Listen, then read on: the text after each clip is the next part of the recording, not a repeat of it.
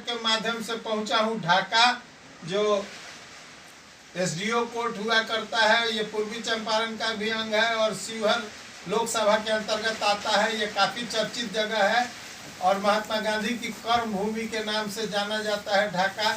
ढाका में आज़ादी के समय भी काफ़ी लोगों ने बढ़ चढ़ के हिस्सा लिया और आज भी जात जमात से ऊपर उठ के राजनीति करने वाले को ये यहाँ का खिताब मिलता है।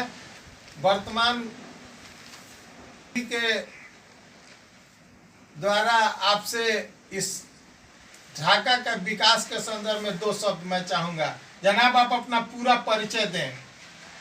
मेरा नाम सबसे अलग हुआ।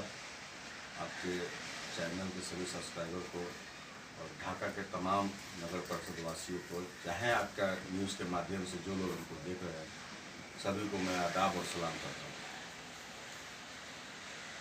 विगत दिनों में आपने अपनी माता जी को ये पद दिलाने का काम किया और राजनीतिक सफलता में और लोगों से मिलने जुलने का कार्य आपका ज़्यादा है।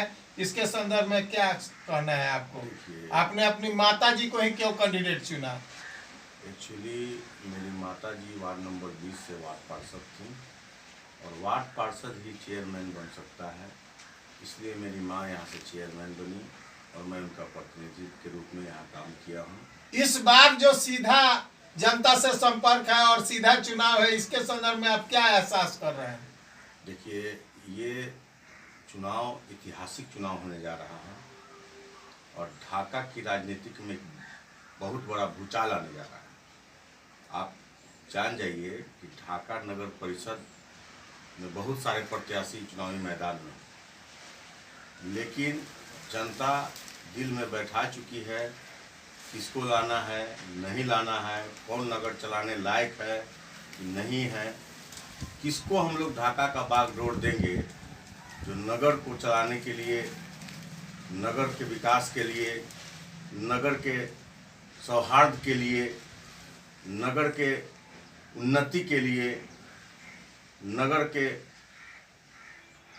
स्वच्छा माहौल, शुद्ध वातावरण के लिए जो परफेक्ट है, उसके लिए जनता मन बना चुका है। जनता जनार्दन अपना मत का प्रयोग करेंगे। 29,000 कुछ मतदाता यहाँ है।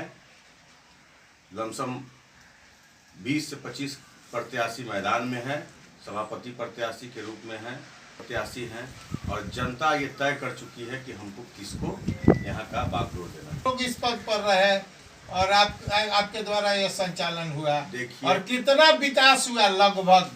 देखिए, आपको विकास, सबसे पहले मैं ये बता दूं कि 15/10/2020 को मेरी माँ यहाँ चेयरमैन बनी और तब से हम लोग अभी तक कार्यरत थे। अभी आचार संहिता लगा हुआ है।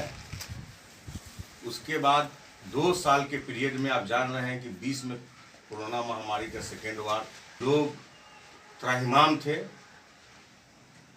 हम लोग ढाका नगर परिषद के जितने भी यहाँ 110 सभी लोग मिलकर जनता के सेवा में लग गए। सभी क्वारंटाइन सेंटर पर हमारे मजदूर जाके साफ सफाई का काम करते थे। कहीं आदमी डेथ हो जाता था, उसका बॉडी उठाने के लिए आदमी नहीं मिलता, उस समय हमारे मजदूर जाके डेड बॉडी को दाहगिरी तक पहुंचाते थे। विकास का तक है, सभी जगह आप देखते हुए गली गली में स्ट्रीट लाइट लग गया।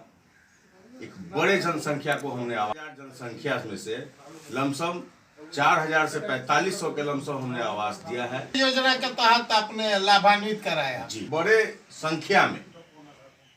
आप जान जाइए पूर्वी चंपारण में 9 यूएलबी है, 3 नगर परिषद है, नगर निगम है, बाकी सब नगर पंचायत है और उसमें सबसे ज्यादा कहीं आवास है तो वो ढाका नगर परिषद में। शहरी आवास योजना के तहत इन लोग को लाभान्वित आप करें। प्रधानमंत्री शहरी आवास योजना है ये। जी हाँ, प्रधानमंत्री शहरी आवास योजना के तहत सेंट्रल गवर्नमेंट से इसकी राशि प्राप्त होती है। कितने पेंडिंग रह गए आपके मास्टर प्लान में? अभी मानिए ना आप 2,000 के लमसम यहाँ आवास पेंडिंग अभी है।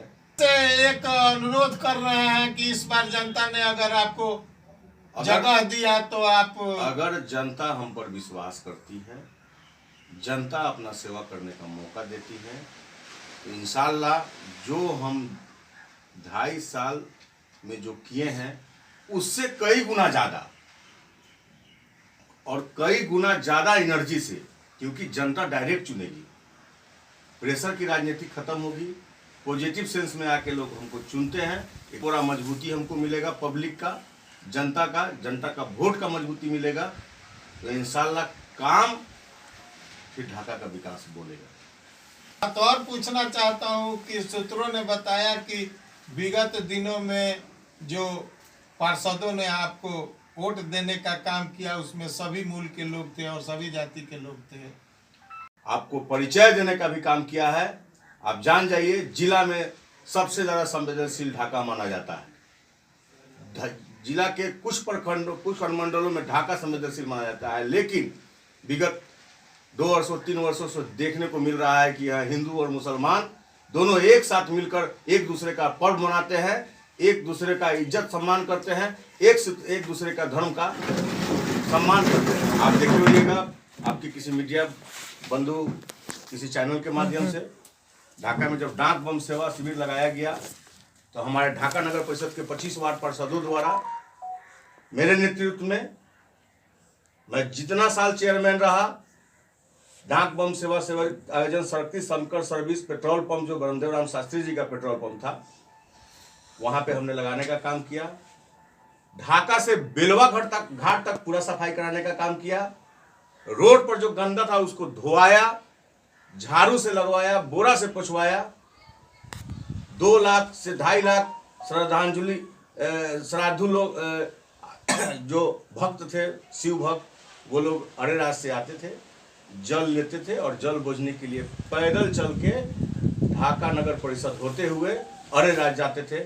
हम लोग का यही संकल्प रहता था, एक चैलेंजेस काम था कि एक श्रद्धांजलि के श्राद्धु के भक्तजनों के, श्रद्धालुओं के भक्तजनों के पैरों पर एक ईंटा का टुकड़ा भी नहीं पड़े। कर दिखाया जी। इसी के चलते आप जनता से ये अर्जी लगा रहे हैं कि एक बार और मौका दे और आप इसको, क्या मास्टर प्लान है आपका? इस तरह का अनेकों कार्य हमारे द्वारा किया गया है। इस बार का मास्टर प्लान क्या है, क्या वादा है? जनता ने अगर आपको प्रतिनिधित्व दिया, पुनः आप लोगों के हाथ में सौंपा, तो आप पहला तोहफा इस ढाका को क्या देंगे?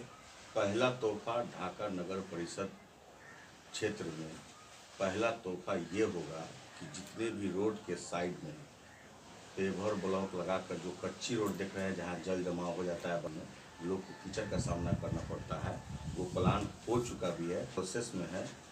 सबसे पहले हम ढाका में जितना फुटपाथ है ना, फुटपाथ को पेवर ब्लॉक लगाकर सौंदर्यीकरण करने का काम करेंगे।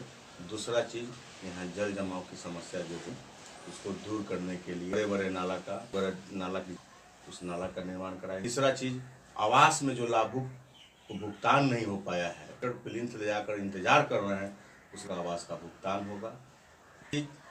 यहाँ साफ सफाई की व्यवस्था अभी भी बहुत अच्छी है, इससे कराने का काम करेंगे। 5वां, ढाका क्षेत्र में हमारा ये सोचना है कि गरीब लोग यहाँ हैं, ये हम लोग ढाका नगर परिषद द्वारा व्यवस्था कराएंगे। ढाका नगर किसान ज़्यादा है, किसानों को नगर परिषद बनता है तो डेडलाइन खत्म हो जाता है, जहाँ रहता है इस तरह का नियम है। किसान भाई के लिए जो लोग टोकरी में सब्जी उगा कर लिया है, उसकी रिंग जोन बनाकर एक सीमित नगर परिषद द्वारा उनको दुकान दिया जाए। सब हमारी जन सुखाया और सर्जन हिताय और किए हैं और इस पे रहेंगे अगर जनता मौका देती है तो।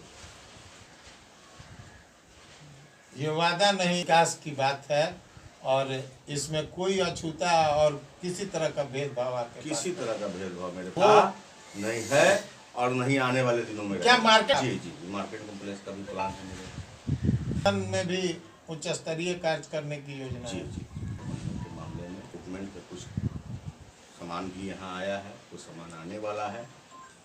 ढाका नगर परिषद में आप इन करने के बाद हमको मौका मिला तो आपको 2 साल के अंदर में ढाका नगर परिषद दिखेगा कि क्या होता है। जन्नत बनाएंगे इसको। नहीं, उतना बड़ा क्यों बना सकता, ये सब झूठा वादा, उतना कमिटमेंट नहीं करा दीजिए अभी। लेकिन इस चंपारण का मिसाल देगा। जी यूनिक नगर परिषद ढाका होगा पूरे चंपारण। मिला रहा था नगर परिषद ढाका के वर्तमान 10 वर्षों से ये लोग पदासीन हैं और नहीं वर्षों से